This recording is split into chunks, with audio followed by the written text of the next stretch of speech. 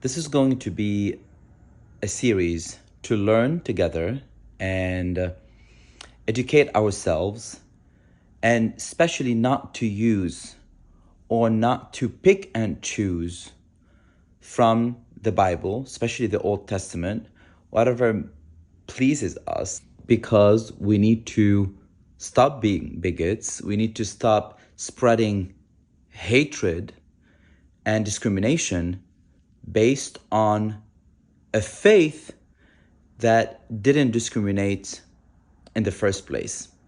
And I'm not going to talk about it myself. I'm not going to lecture anyone. I'm not going to give sermons to everyone. I'm going to do interviews with experts, whether they are therapists, psychologists, or even priests. And today, let us listen to this. One of the strategies of Christian homophobia is to link together Leviticus chapter 18, verse 22, where it says, "You shall not lie with a male as with a woman," with Genesis chapter 19, which is the story of Sodom and Gomorrah. In general, it's a very good idea to compare biblical stories with biblical laws because they both should inform each other. The problem with Christian homophobia when it does this with Leviticus chapter 18 and Genesis chapter 19 is that it's wrong. Why? Because the story of Sodom and Gomorrah is not about two men or two women living in a same-sex committed relationship. It's about the men of Sodom raping strangers.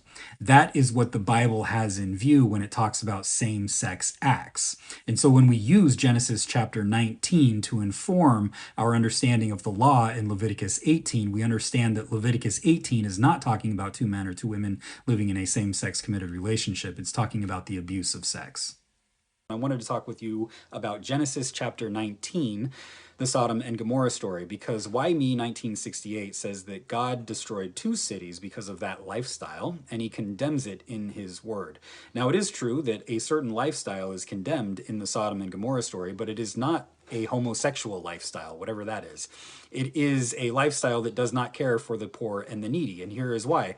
There are two strangers who come into the town of Sodom, and all of the men want to know those strangers. What does that mean? It means that they want to have non-consensual sex with them. They want to rape them.